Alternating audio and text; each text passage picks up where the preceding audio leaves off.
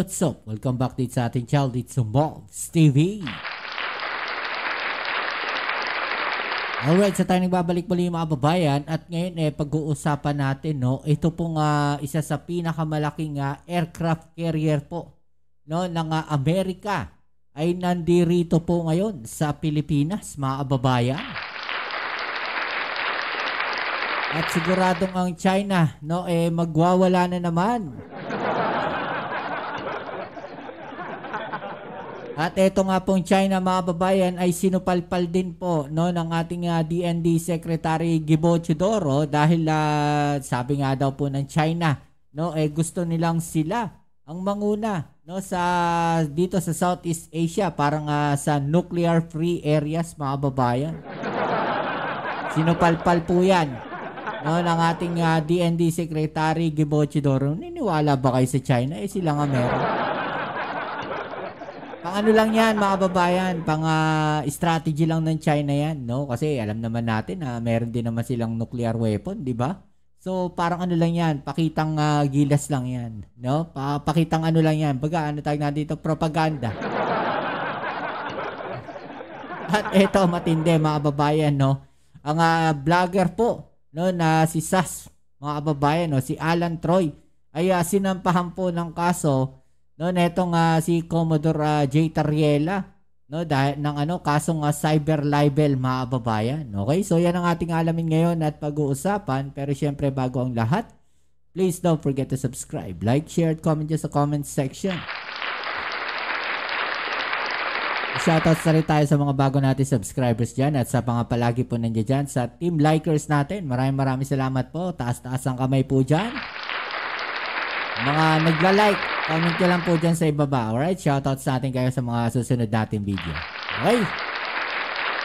So tara, panoorin na natin itong mga balita na to at ating alamin at pag-usapan. Unahin na natin itong pagsupalpal po ng ating DND Secretary Gibo Teodoro dito po sa China, mga babae. Okay? Tara, let's go. Magandang gabi, Pilipinas. Maraming dapat patunayan ng China ayon kay Defense Secretary Gibo Teodoro. Kasunod dito ng kanilang pahayag na handa silang manguna sa Southeast Asia Nuclear Weapon Free Zone Treaty. Yan ang ulat ni Patrick De Jesus. Nako, mangunguna ang China. Strategy lang ng China yan. Bakit? Para pagka wala ng nuclear free zone na yun dito, sila na lang yung merong nuclear. Diba? Sila na lang. Di malakas na yung loob nila at yung mga nandirito sa Southeast Asia, matatakot na sa kanila kasi sila lang yung merong ganong klaseng sandata, mga babae. Di ba? Sino pa meron dyan? North Korea? Meron ba ang Vietnam? Tsaka Malaysia? Meron ba sila? Pa-comment nyo nga dyan sa ibaba.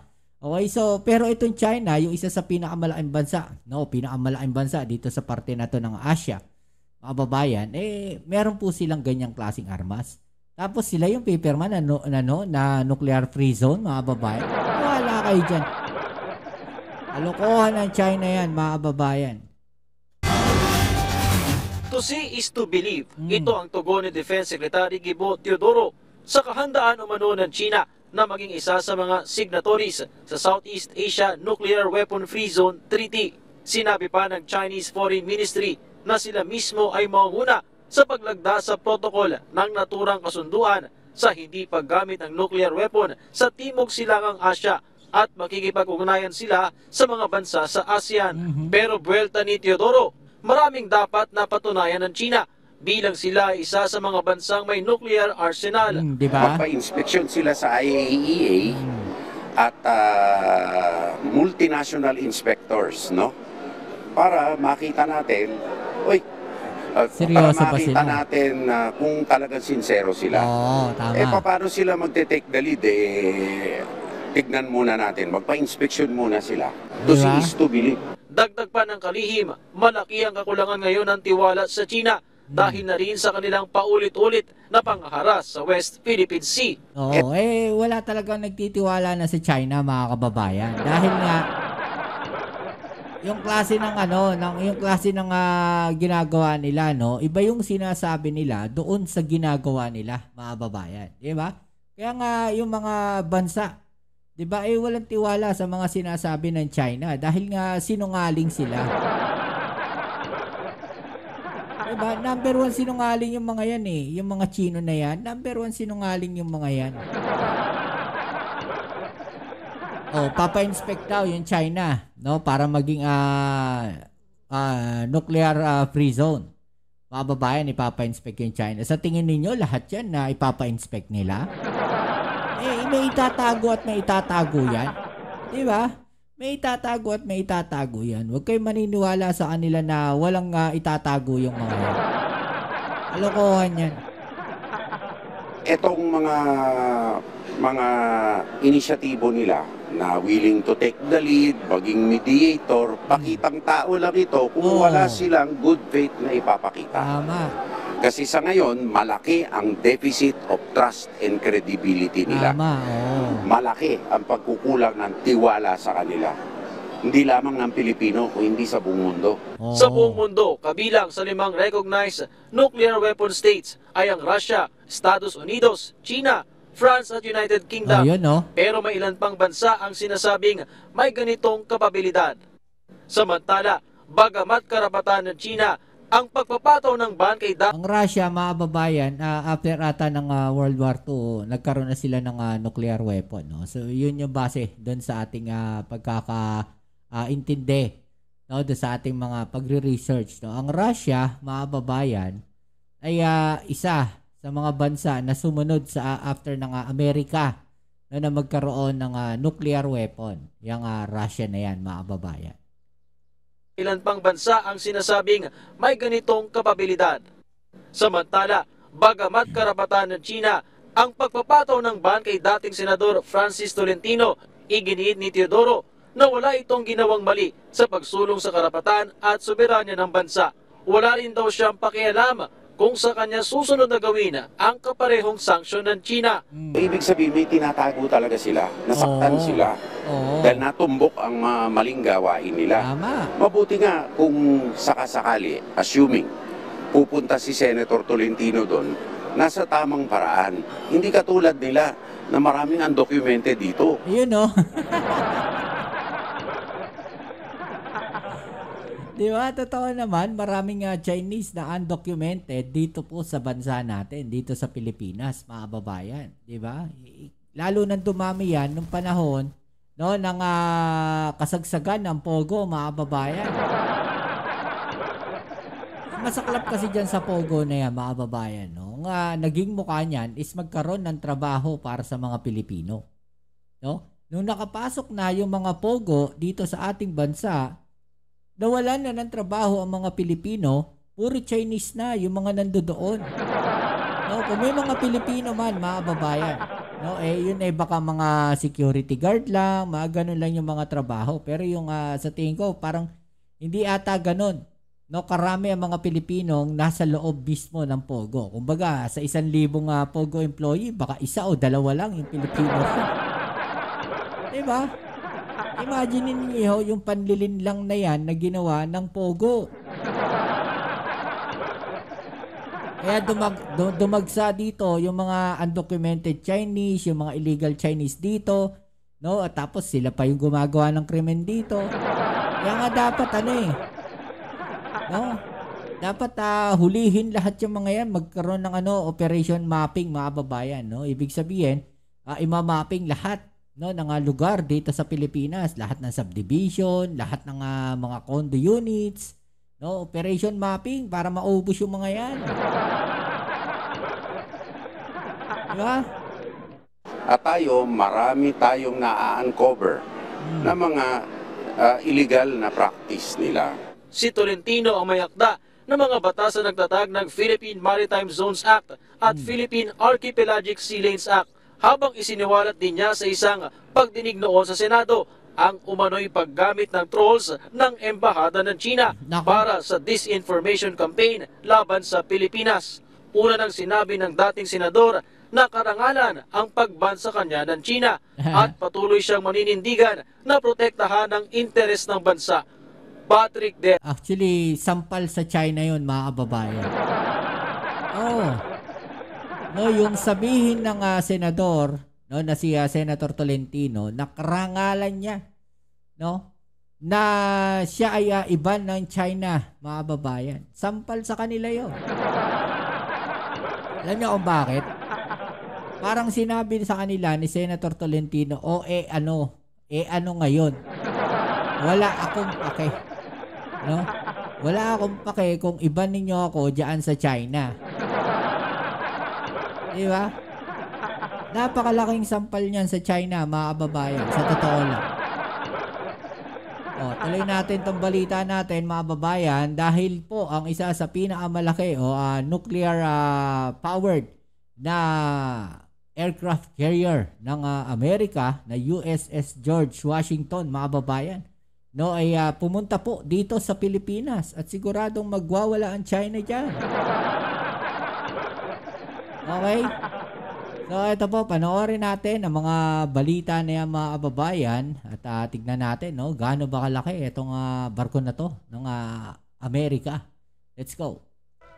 Isang lumulutang na syudad. Uy, wow. Ganyan ang tawag sa USS George Washington, ang nuclear-powered aircraft carrier ng US Navy na for the first time nagsagawa ng port visit sa Pilipinas noong July 3. Dumating ang George Washington pagkatapos magsagawa ng flight and patrol operation sa West Philippine Sea. Pero bakit nga ba big deal na nandito sa Pilipinas ngayon ang isa sa pinakamakapangyarihang aircraft carrier sa buong mundo?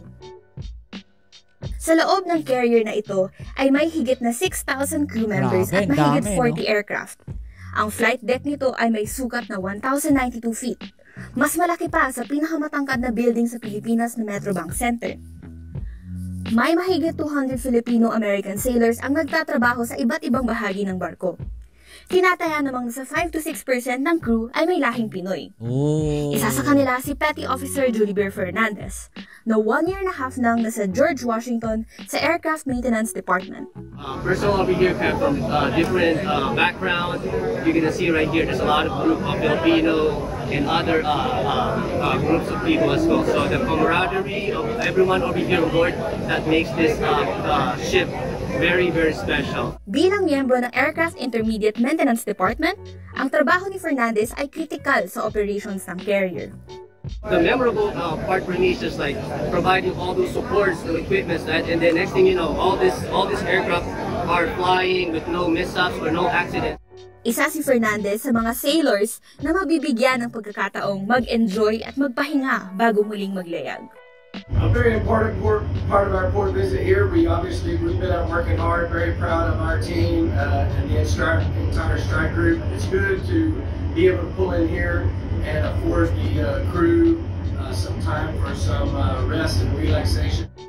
Ngunit higit pa sa homecoming para sa Filipino-American sailors, ang pagbisita ng USS George Washington ay pagpapakita ng American naval power sa South China Sea.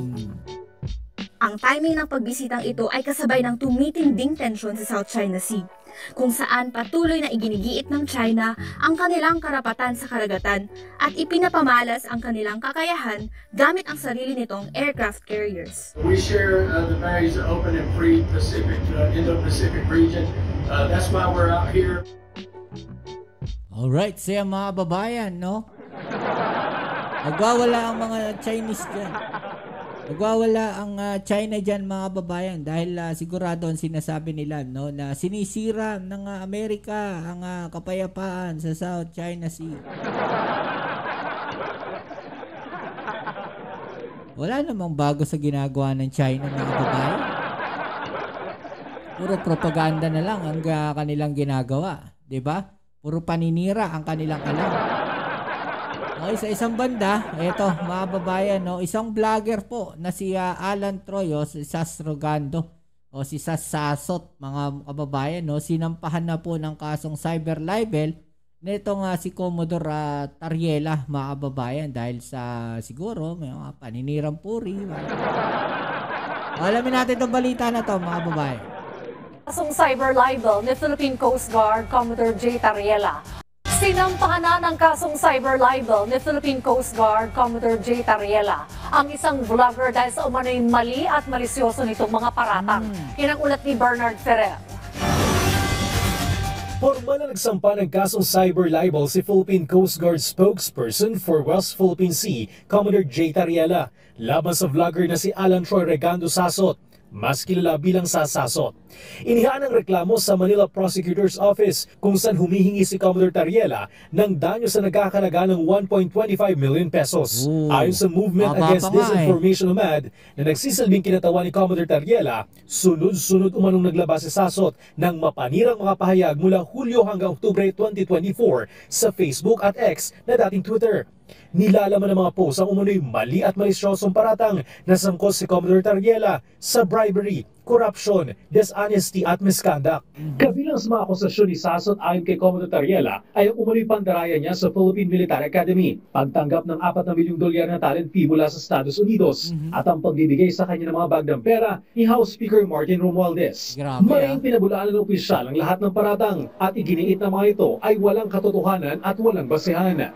Nakakapagtaka lang din minsan, no, mga babayan, saan kaya nila nakukuha yung mga ganong information? Diba? Malamang sasabihin, no, ito may mga vloggers kasi, no, hindi ko sinasabing lahat. May mga vloggers kasi na usually ang gagawin nila, magtatanim muna sila ng issue. No? Tapos yung issue na yung papuputokin nila. No, uulit-ulitin nila yung issue na yan, mga kababayan. Uulit-ulitin nila yan. No, hanggang yung issue na yan, no, na wala namang basihan, no, ay magkakaroon ng impact doon sa mga supporters nila at mga followers nila. Hanggang sa mapaniwala na nila yung mga supporters na yung mga kababayan. Okay? Yan po ang trabaho, no, ng mga propagandista. Ganyan-ganyan po ang nangyari during World War II. No, ang Germany, meron pong isang napakagaling na propagandista niyan. No? Ang ginagawa niya, kahit na talo na ang Germany sa ibang panig, no, ng gera na kanilang kinakaharap, ang gagawin niya, pinapalabas niya na malakas pa rin, no, ang Germany at mahina pa rin, no, yung pag-atake na ginagawa ng mga kalaban nila.